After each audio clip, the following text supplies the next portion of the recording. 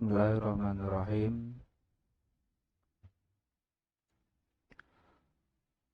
Kali ini kita lanjutkan kembali kajian kitab Al-Isti'dad Liyawmil Ma'ad karya dari Ibnu Hajar Al-Asqalani. Sebelumnya kita baca dulu Fatihah. Semoga nanti mendapatkan manfaat dan berkahnya. Ala hadiniya ala kulliyatin sholihah. Al-Fatihah. A'udzu billahi minasyaitonir rajim. Bismillahirrahmanirrahim. Alhamdulillahirabbil alamin arrahmanir rahim maliki yaumiddin. Iyyaka na'budu wa iyyaka nasta'in ihdinas siratal mustaqim. Siratal ladzina an'amta 'alaihim ghairil maghdubi 'alaihim waladdallin. Amin.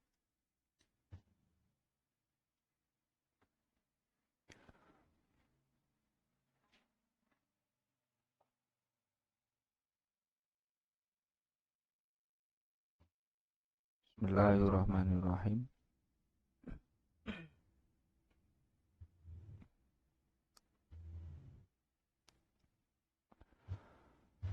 Wakila, kita lanjutkan ya mulai ini.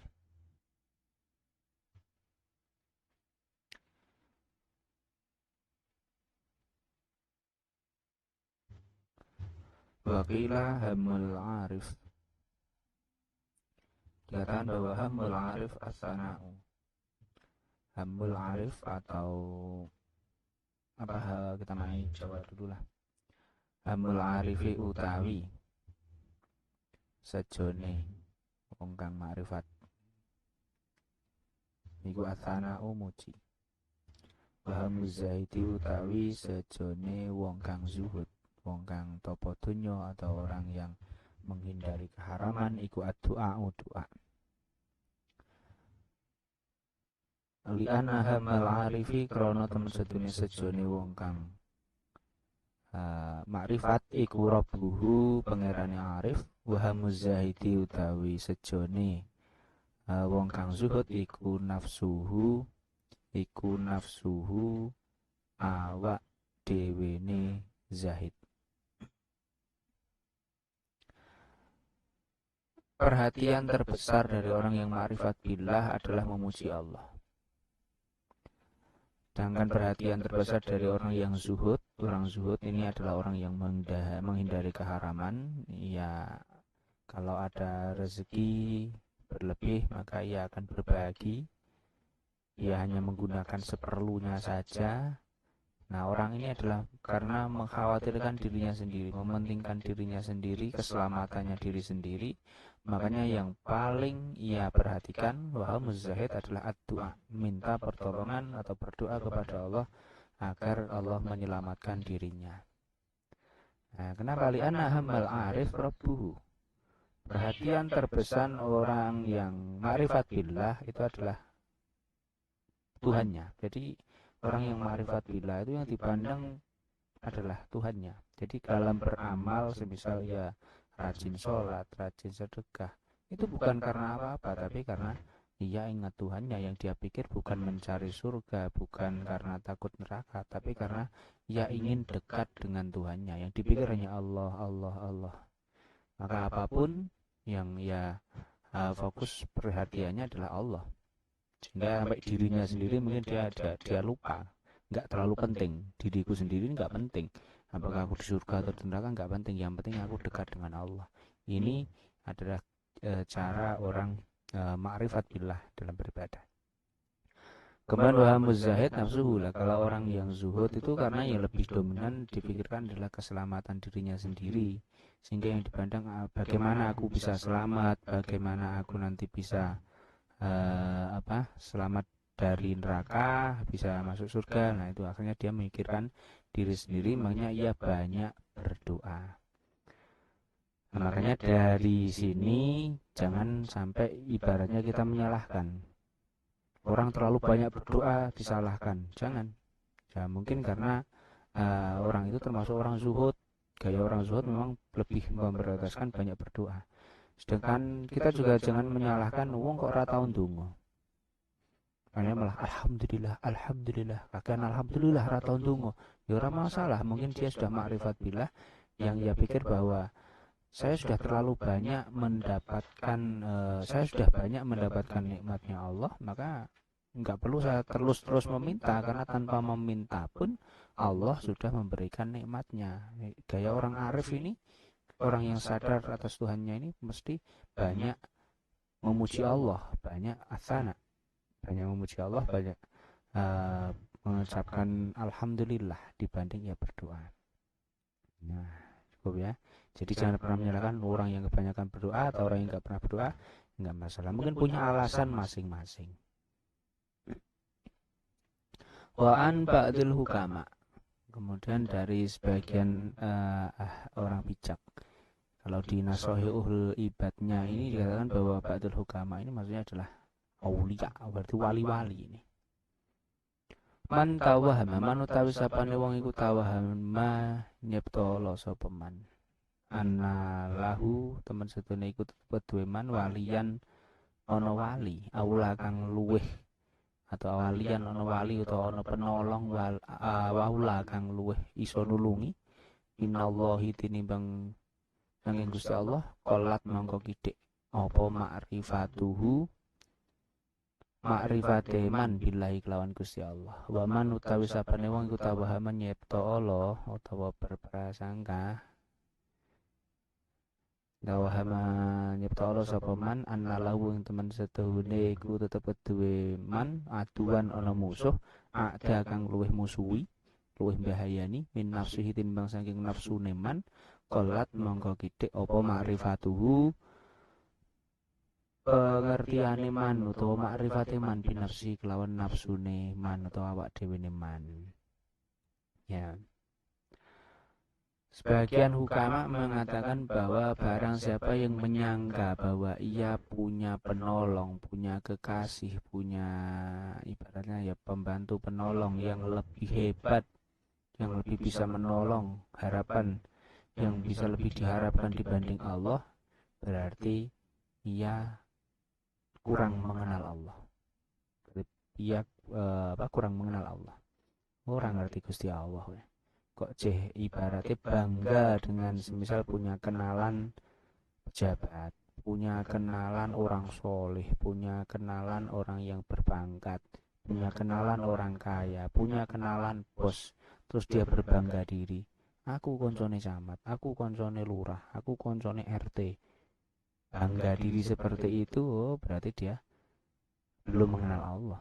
Allah itu pencipta semua itu. Sing nyiptakne Pak RT ya Gusti Allah, sing nyiptakne lurah Gusti Allah, sing nyiptakne camat Gusti Allah, sing nyiptakne gubernur, sing nyiptakne presiden Gusti Allah. Makanya kalau orang masih berbangga, aku tuh kenal orang dalam, punya kenalan di kementerian, punya kenalan dengan presiden, kok sing banggane ngono kuwi, berarti dia kurang mengenal Allah. Jadi nek ana wong sing membanggakan punya relasi-relasi seperti itu, jawab aja, aku lo kenal wong kementerian, aku kenal sing gawe wonge, malah sing gawe presiden aku kenal.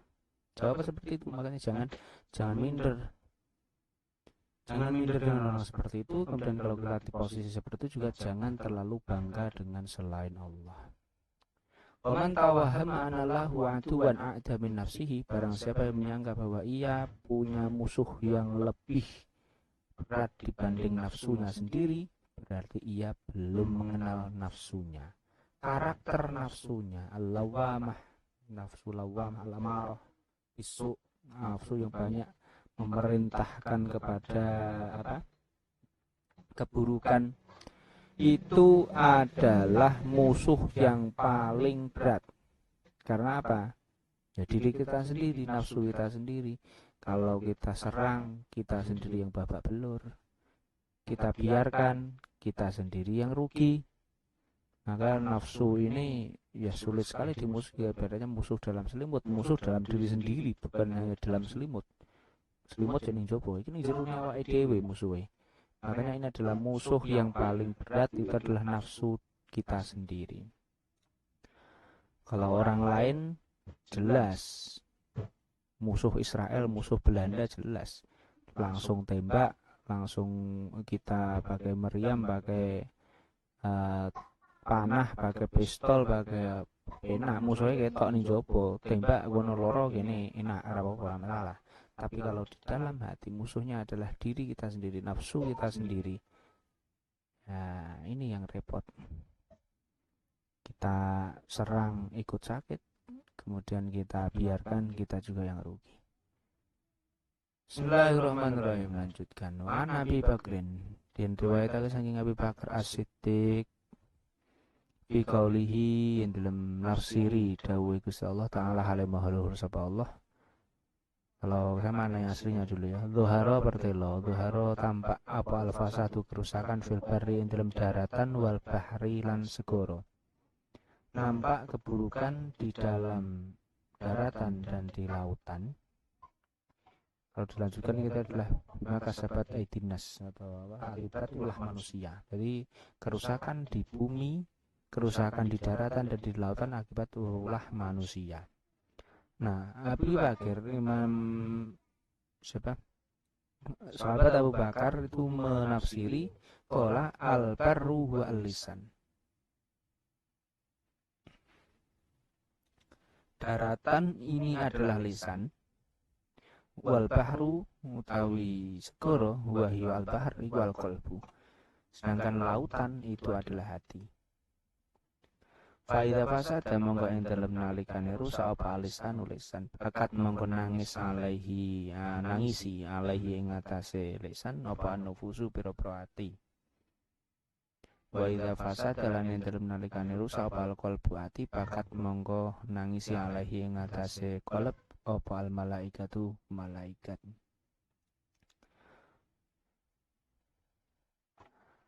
Jadi Abu Bakar menyatakan bahwa zuharul fasad fil barri wal bahri, kerusakan di daratan, kerusakan di lautan itu tafsirannya adalah daratan itu lisan, kemudian lautan itu adalah hati.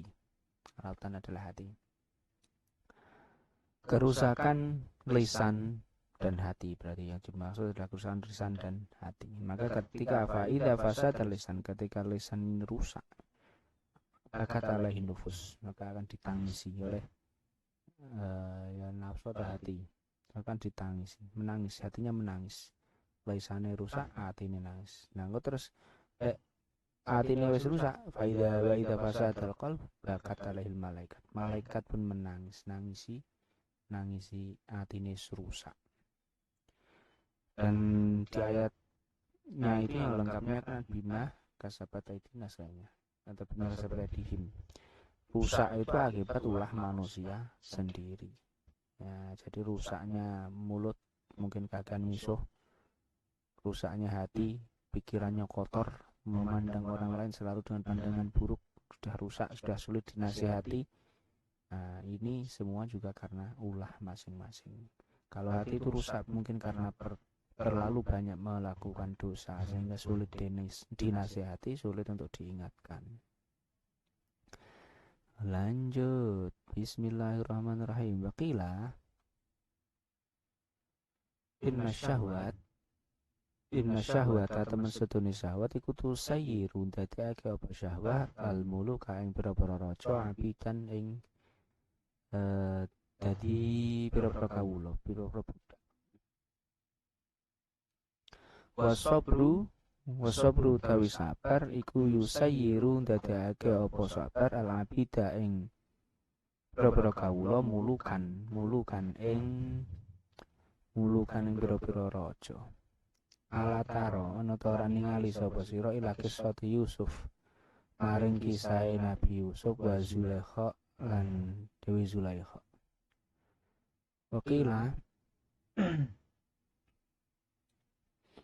Wakila tuba bejo kemayangan liman ke wong kana kang ana apa akluhu akaleman iku amiron raja wahawahu lan ana apa hawa nafsune man iku asiron napa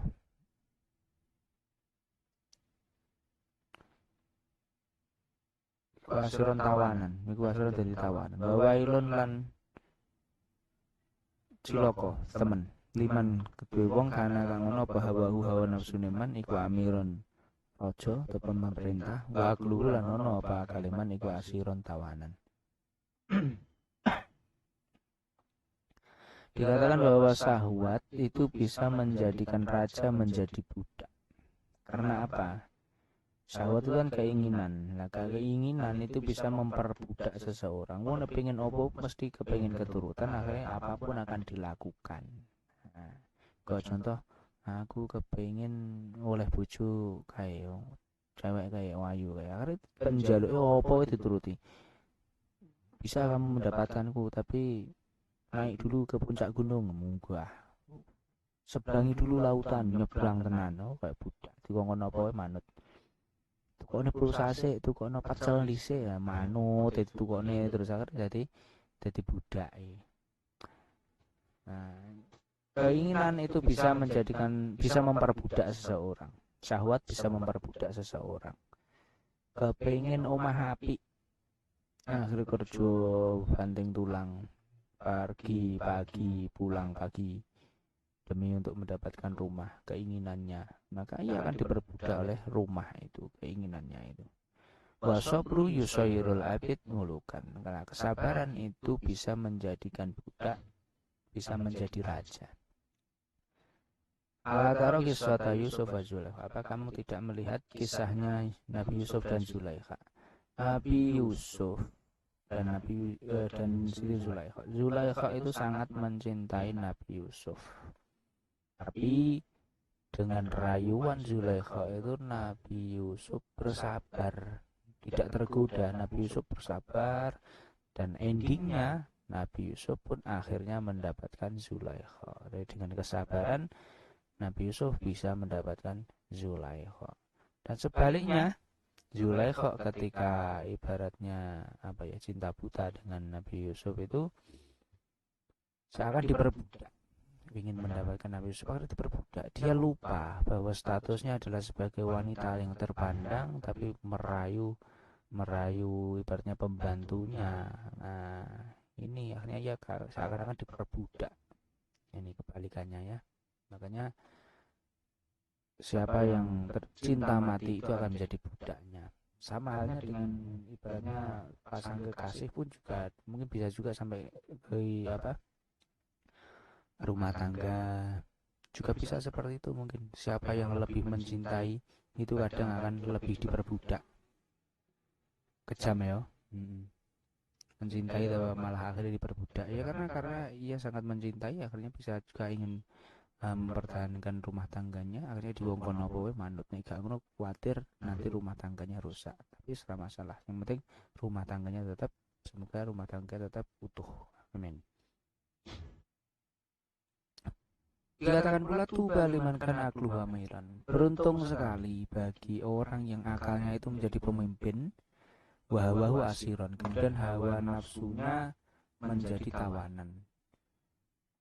Pemimpinnya adalah akalnya, kemudian hawa nafsunya ini adalah tawanan. Jadi manut, tawanan itu manut.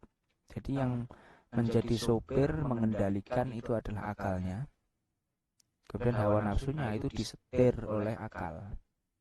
Jadi antara perasaan, antara keinginan dan antara pemikiran itu lebih menang pemikirannya. Ini beruntung sekali kalau orang lebih menang akalnya. Lah, ciri-cirinya apa? Kalau saya pakai rumus itu sederhana mawon. Kalau orang lebih cenderungnya adalah contoh sederhana. Iki enake piye? Wayah danutan adem-adem ngene iki enake piye? Mesti enake turu wae kemulan selimut turu. Lah itu berarti hawa nafsu. Hawa itu cenderung kepada yang enak-enak. Nah, itu hawa nafsu. Nah, kalau akal itu adalah alat atau aset kita untuk menilai mana yang baik, mana yang buruk. Makanya kalau akal itu rumusnya bukan enak piye, tapi saya ini pripun, apike piye.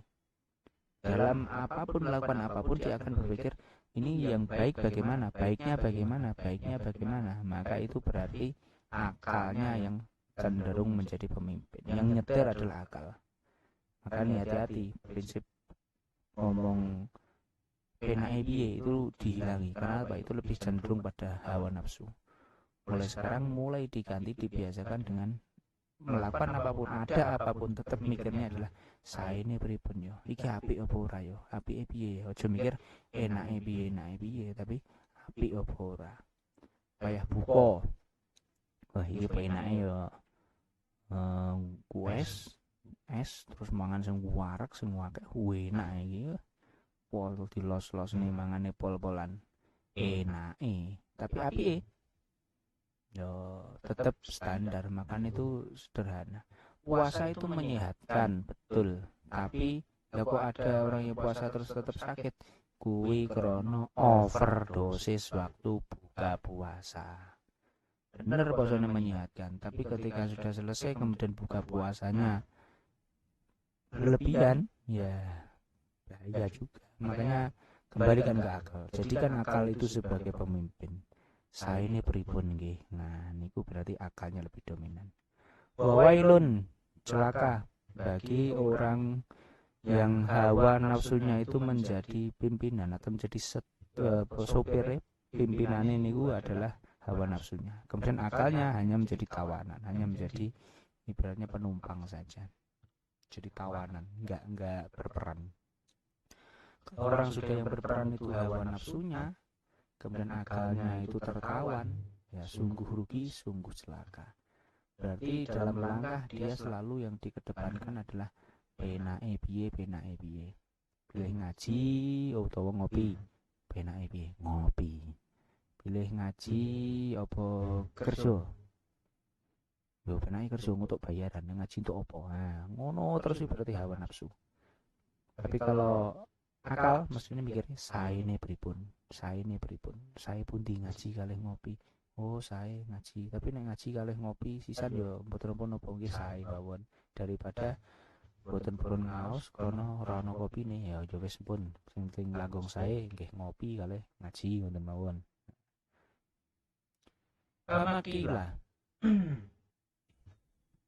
wis ono ning model tulisane lah. Kamakila kaya oleh dindawake apa man taroka dunub roko kalbu, man utawi sapane wong iku taroka ninggal sapa man adunuba ing pira-pira dosa roko mongko lembut apa kalbuhu atine man. Paman utawi sapane wong iku taroka ninggal sapa man al harama ing perkara haram wa akala lan mangan sapa man al halala ing perkara halal sofat mongko bening apa fikratuhu pikirane man. Auha paring wahyu sapa Allah Gusti Allah ila ba'dil anbiya maring sebagiane pira-pira nabi. Atikni taat sapa sira ing ingsun fima ing dalem perkara amartuka kang perintah sapa ingsun ing sira. Wala ta'sini lan aja durhaka aja maksiat sapa sira ing ingsun fima ing dalem perkara nasahtuka kang ngarepake bagus sapa ingsun ing sira. Jane terus ya lagi. Ah wis ngono.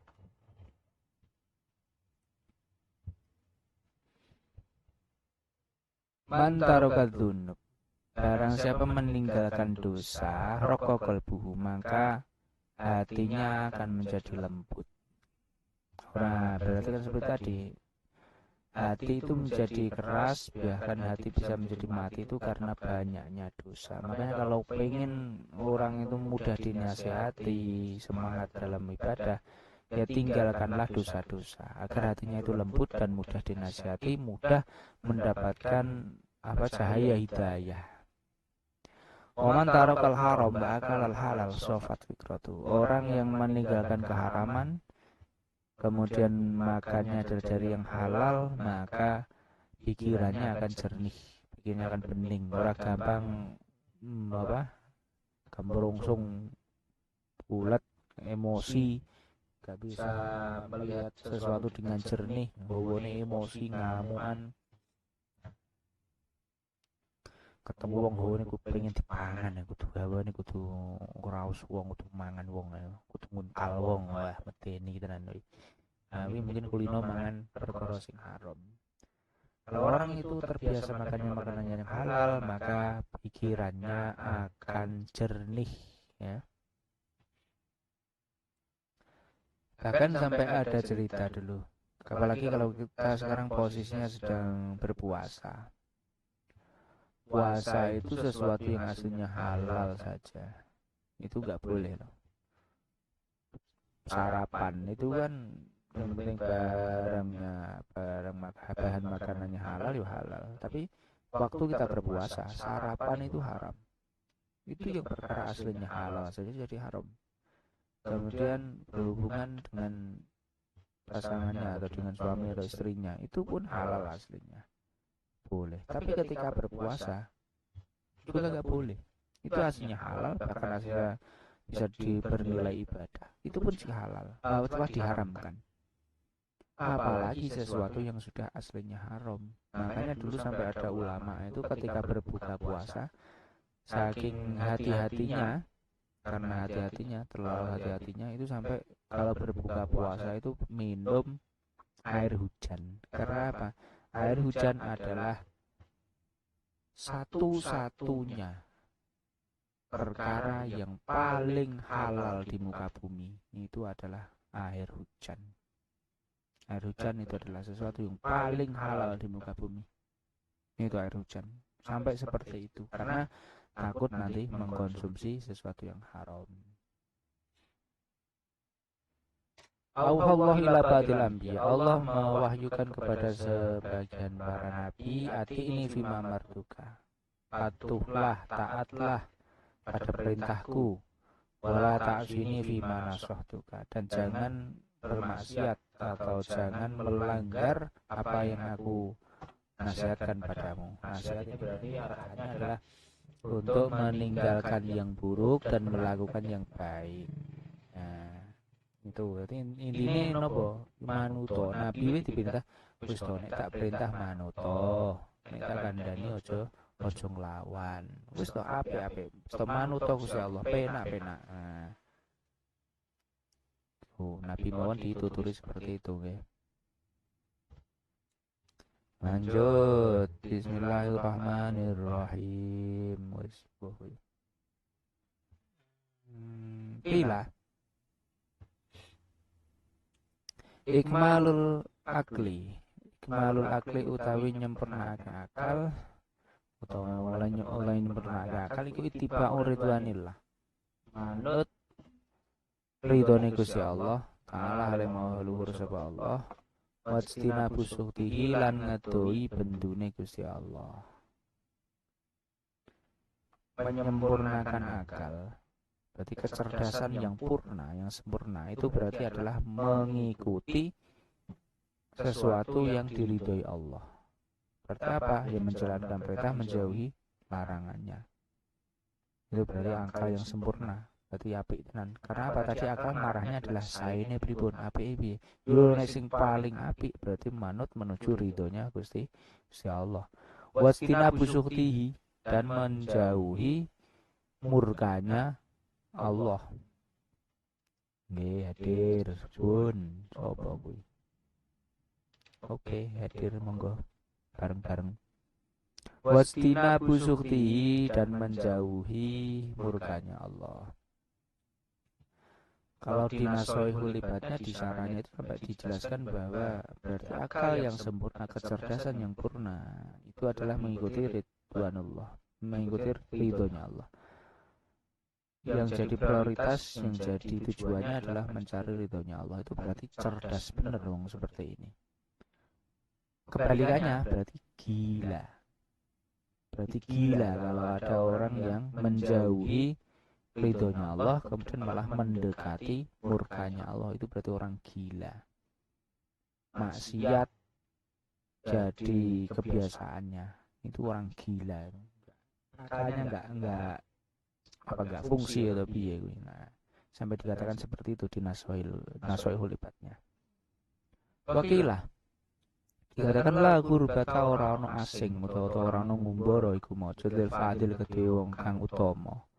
Kang utama dalam arti adalah dengan ilmu dan amal, bil ilmi wal amal. Walawatona lan ora ono tanah air lil jahili kedhe wong kang bodho.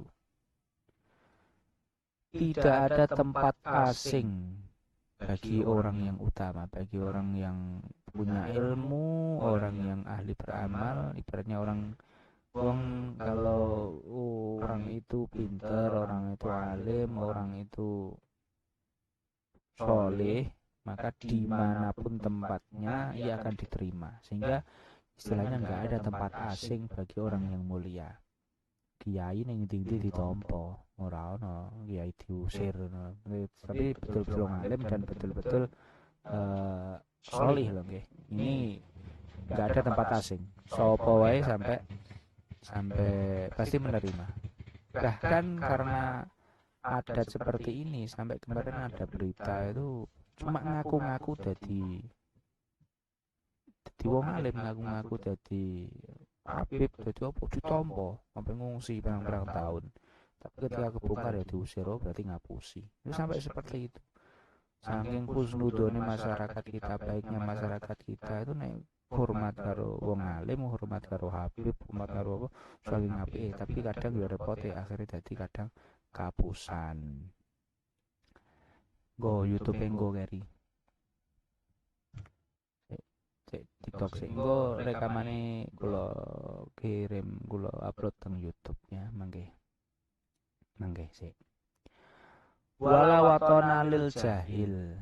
Wala watona lil jahil, tidak ada ibaratnya tanah air bagi orang yang bodoh.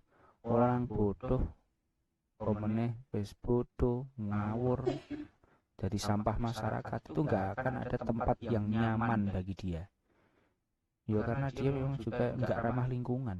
Ya akhirnya ojo salahne masyarakatnya semisal menolak.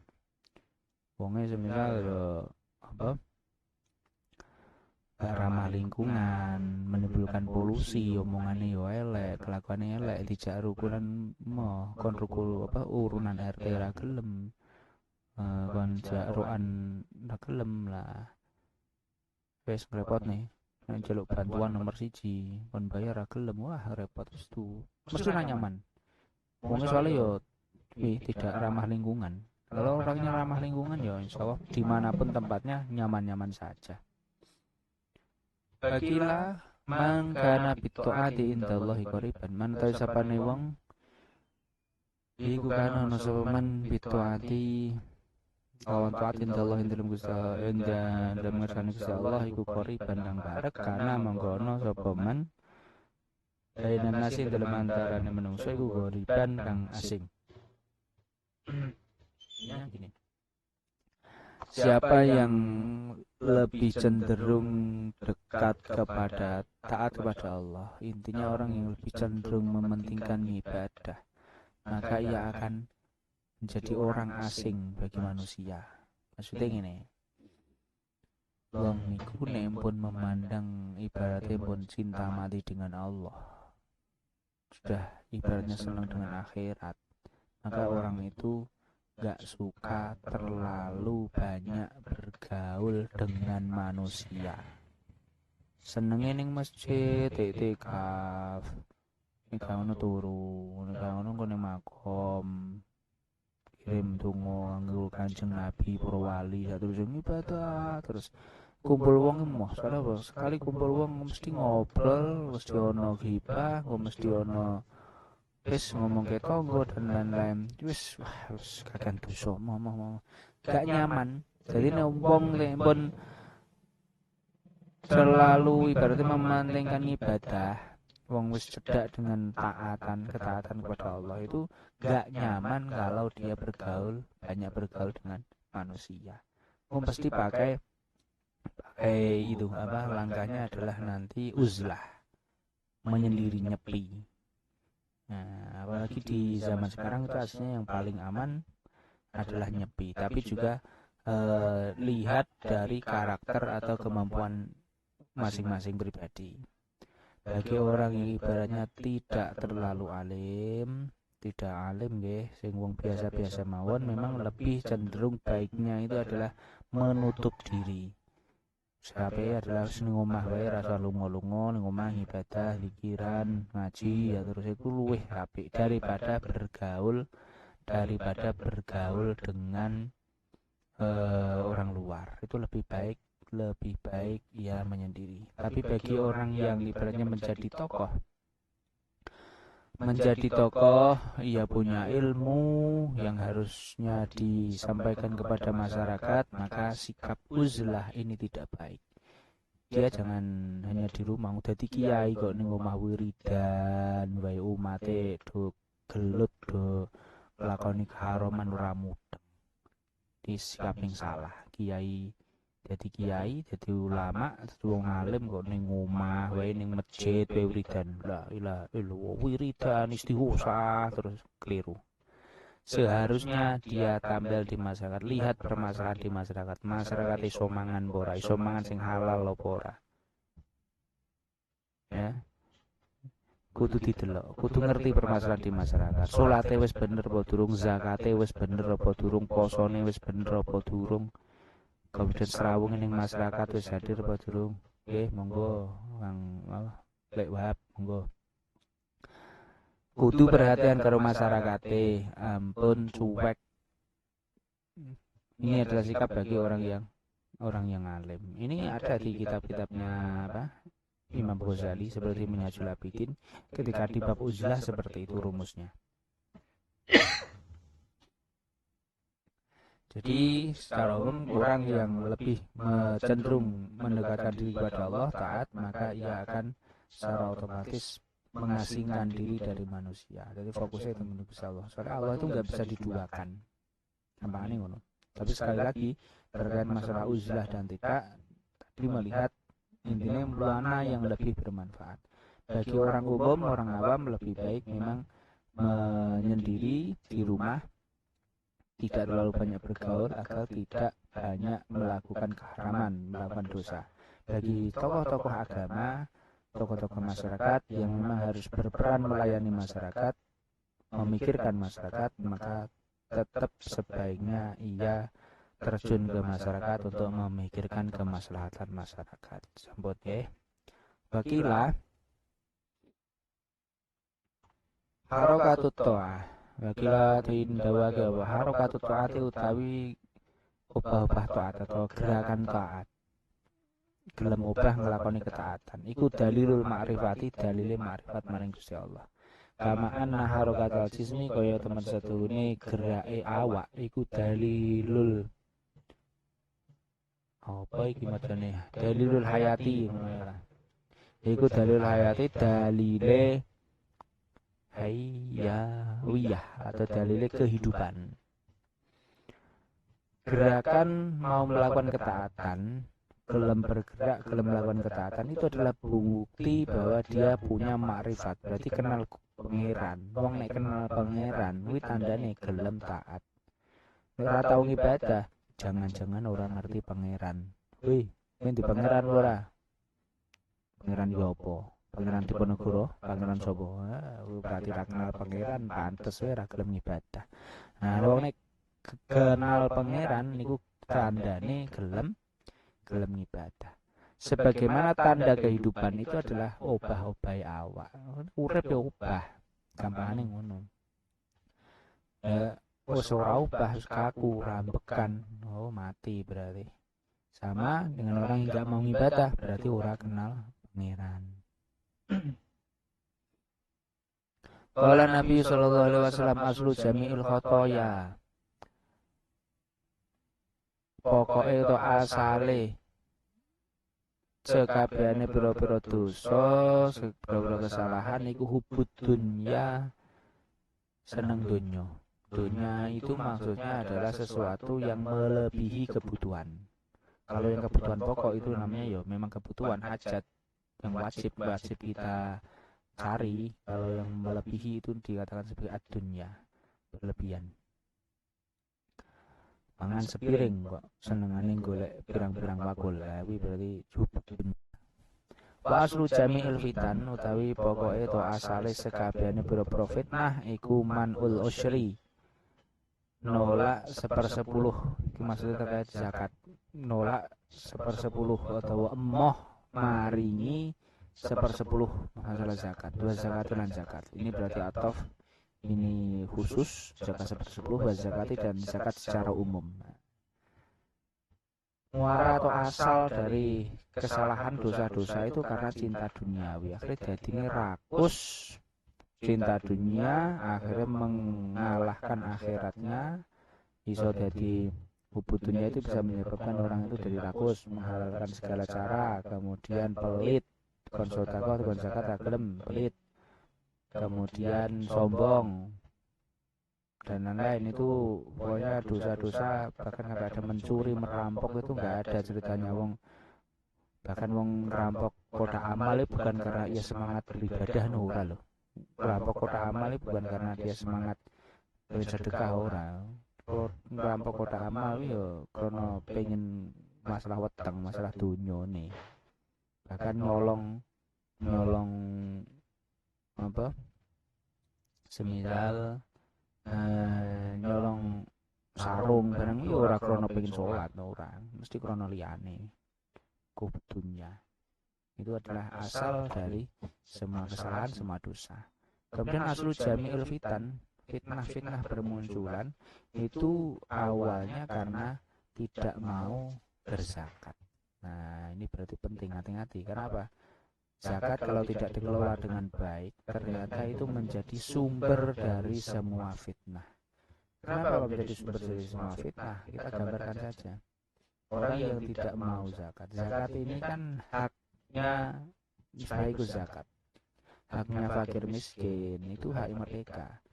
Kalau hak mereka itu tidak diberikan, akhirnya fakir miskin itu hidupnya kekurangan. Kayak kekurangan yo nek ono kerjaan nek ono, akhirnya mereka terpaksa mencuri, terpaksa merampok. Itu sebabnya karena mereka kesejahteraannya terancam, kehidupannya terancam.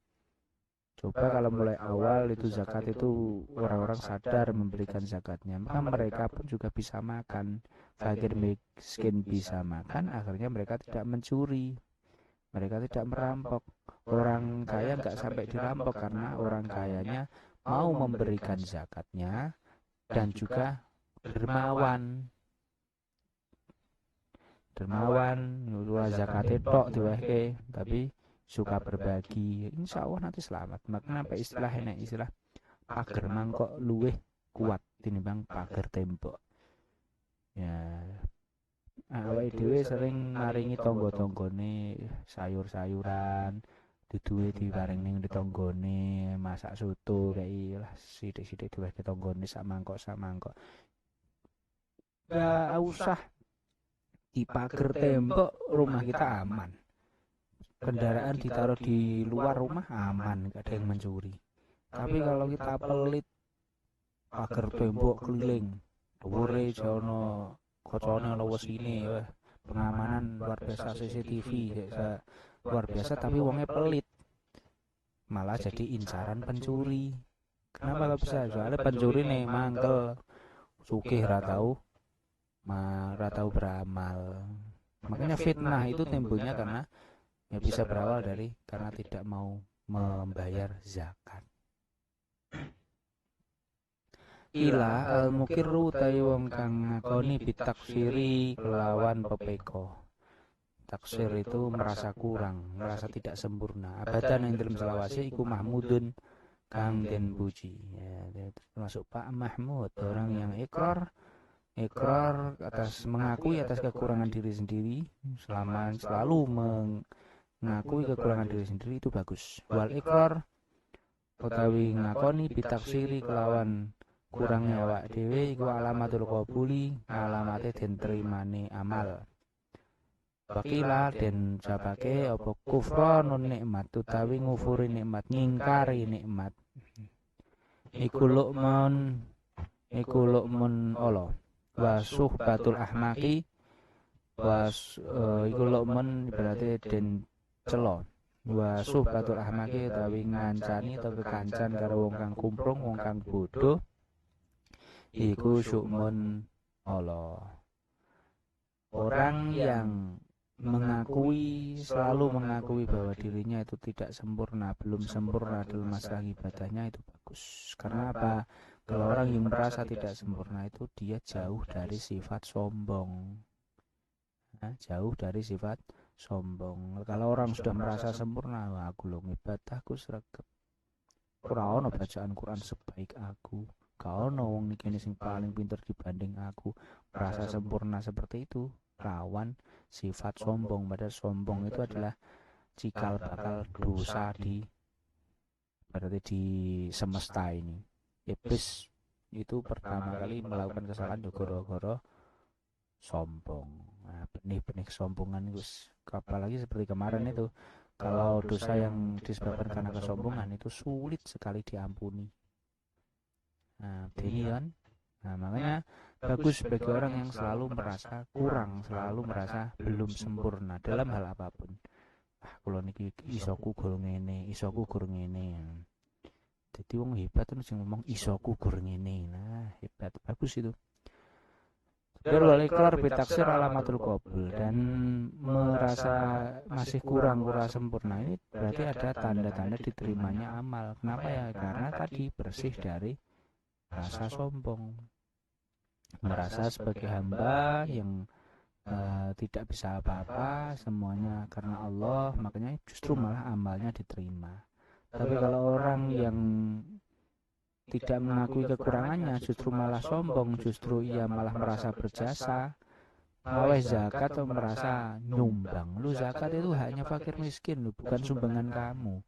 Itu memang betul-betul haknya mereka. Kamu memberikan, ibaratnya yang mengembalikan barang yang hilang itu saja. Sama dititipi terus diwahi orang fakir miskin, ya sudah semestinya. Jadi nggak ada istilah sampai berjasa, aku zakat berjasa, ya nggak ada. Nah, kalau kok merasa berjasa, zakat kok merasa berjasa, itu berarti orang rasa sadar punya siapa itu. Beda lagi kalau ibaratnya orang yang sedekah, bukan kewajibannya kemudian mau berbagi, itu beda-beda lagi. Rotok pantas lah ngomong merasa berjasa itu rotok pantas. Walaupun hasilnya ya seharusnya ingat bahwa semua itu titipan dari Allah, dan kita diperintahkan untuk apa? Entah perintah wajib atau perintah sunnah. Khilaf dikatakan juga bahwa kufranun nikmat, mengufuri nikmat, mengingkarinya, tidak mensyukurinya. Nah, mengingkari nikmat, tidak mensyukuri nikmat itu tercela sekali. Termasuk tidak mensyukuri nikmat adalah kita tidak berterima kasih kepada orang yang membantu kita. Itu kufur nikmat. Contoh, bojo, ini berarti bersyukurnya adalah siji kepada istri kita karena mau dinikahi, kedua kepada moro tua karena anaknya diserahkan kepada kita. Tidak ada istri kita tanpa jasa dari mertua. Nah, aku ini ngono, sebagai menantu yang baik maka harus berterima kasih kepada mertua. Kemudian juga jangan lupa kepada Allah, karena istri kita adalah makhluknya Allah, bukan makhluk planet nanti ini makhluk ya Gusti Allah. Nah, makanya kita harus berterima kasih, bersyukur kepada Allah. Wa suhbatul ahmak syu'mun, berteman dengan orang yang bodoh itu buruk sekali. Karena apa? Pergaulan itu bisa mempengaruhi. Tapi ini sekali lagi dalam kaidah atau rumus pergaulan tentu juga mempertimbangkan karakter atau kapasitas kepribadian masing-masing. Kalau dalam pergaulan itu saya lebih suka mengibaratkan seperti halnya hukum air. Air itu ada kalanya air sedikit. Air sedikit ketika terkena najis maka langsung najis. Ada yang kurang 2 kolah itu, kalau terkena terjatuhan najis pasti langsung najis. Nah, kalau digunakan untuk menyiram najis, ya najisnya mungkin bisa bersih, tapi setelah itu airnya pun jadi air mustakmal, terkontaminasi, ibaratnya terkena polusi, setelah itu suci lagi. Nah, itu kalau airnya sedikit. Lah kalau airnya banyak, dia tidak akan najis kecuali ada pengaruh yang betul-betul merubah air itu. Nah, kalau air samudra, silakan masukkan bangkai kambing, bangkai sapi, bangkai dinosaurus, masukkan saja ke samudra. Samudra tidak akan pernah menjadi najis. Nah, sama halnya dengan mentalitas manusia. Kalau orang itu mudah terpengaruh, ya sebaiknya jangan sembarangan memilih teman. Harus hati-hati dalam memilih pergaulan. Apalagi dia mudah terpengaruh. Kumpul dengan anak yang rajin, ikut rajin. Kumpul dengan anak yang malas, ikut malas. Kumpul dengan anak nakal, ikut nakal. Ikut dengan anak cewek, ikut jadi cewek.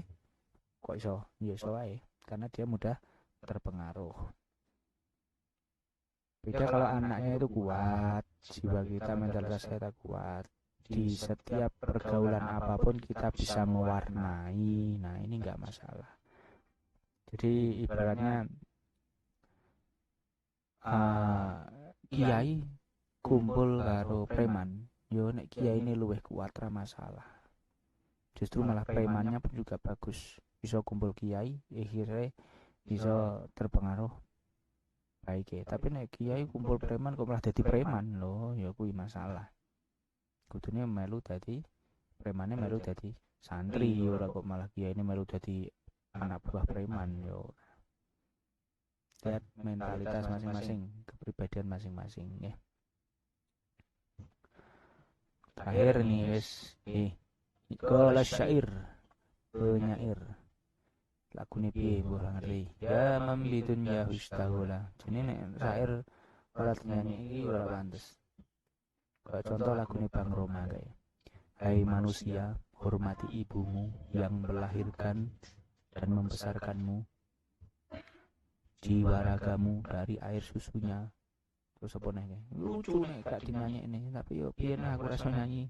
Maaf ya. Teman lah. Ya mande wong. Istagola kang ketugas sapa man ditunjau kelawan donya man. Pertukar rohu. Teman-teman bujuk iman apa tul amali to nangan. Aulam yazal utawa ora kingsir sapa man kufi qoplaten ing dalam lali. Hatta dana sehingga parek min husaning man apa al ajal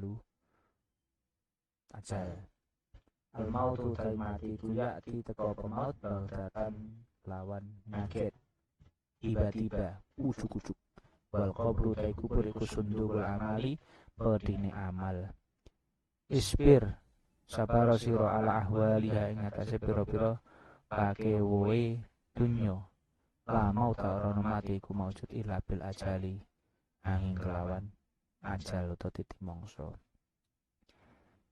Hei orang yang sibuk dengan dunianya, angan-angan yang panjang atau angan-angan yang terlalu tinggi itu telah menipumu. Kamu telah tertipu dengan banyaknya keinginan-keinginanmu. Kepingin abadi, kepingin berada di puncak karir dan lain-lain, kepingin abadi contoh. Padahal di dunia ini kita nggak abadi, bahkan dunia pun juga nggak abadi. Apa golek semono akeh, ora kabeh mlebu, ora kabeh dipangan. Jangan terlalu banyak tinggi angan-angan terkait masalah duniawi. Tertipu, sampai sibuk sampai kok diperbudak kerja. Berangkat pagi pulang pagi. Kalau motivasinya tujuannya duniawi, itu berarti orang yang tertipu. Padahal ning dunya kita itu di dunia adalah sebagai hamba Allah, tujuannya hikmahnya adalah untuk beribadah. Wa ma khalaqtul jinna wal insa illa liya'budun. Allah tidak menciptakan jin dan manusia kecuali untuk beribadah. Kita itu misinya untuk beribadah. Lah kok malah kerja tuyul, golek duit, kok tuyul. Nah, kuwi berarti gagal, produk gagal tapi ya sampean gagal ora manut misi. Gak manut. Aulam yazal fi qoblatin. Senantiasa tak henti-hentinya ia berada dalam kelalaian hatta dana minul ajal sehingga ajal mendekatinya. Lali terus sibuk masalah dunia hingga lupa terus hingga akhirnya ajal mendekati. Al mautu ya'ti bautatan. Kematian itu datangnya secara tiba-tiba. Wal qabru sundugul amal. Sedangkan kubur adalah peti tempat menyimpan amal. Kalau punya banyak amal yang dibawa mati, maka kita berarti kaya raya, kaya dengan amal ibadah kita. Tapi kalau kita di dunia hanya mencari kekayaan dan lupa beramal, ya kita pulang tanpa bekal. Seperti dawe sinten kemarin Abu Bakar, masuk kubur kok tanpa bekal, sama halnya orang itu mau mengarungi samudra tanpa bawa kapal. Nah, pamedeni nyemplung segoro kok tanpa alat, tanpa pelampung, tanpa kapal, cari mati. Isbir ala ahwaliha, bersabarlah atas, ya ibaratnya apa ya, eh, apapun yang terjadi di dunia ini, kerepotan apapun atau ibaratnya apapun yang terjadi di dunia ini, sabarlah. Gaya atau apa istilahnya, di dunia ini ada apapun, ada tren apapun, ada wes kesusahan atau kesenangan di dunia ini sing memikat, sabar, sabar. Karena godaan-godaan di dunia ini harus kita sabar. Kita sabar atas dunia, kemudian la mauta illa bil ajal. Tidak ada kematian kecuali dengan ajal. Jadi mati itu sudah ada waktunya. Kita itu intinya yang menunggu mati. Sudah ada waktunya, sudah pasti. Matinya kapan sudah ada, tapi kita nggak tahu. Makanya hidup itu adalah menunggu mati. Menunggu mati. Jangan sampai kita belum siap mati. Pun kayaknya lanjut besok ini. Oh ya, besok babus sulati. Untuk besok pun cukup sekian, semoga bermanfaat. Al-Fatihah. A'udzubillahi minasyaitonir rajim. Bismillahirrahmanirrahim. Alhamdulillahirabbil alamin arrahmanirrahim maliki yaumiddin. Iyyaka na'budu wa iyyaka nasta'in. Ihdinas siratal mustaqim. Siratal ladzina an'amta 'alaihim ghairil maghdubi 'alaihim waladdallin. Allahu minkum.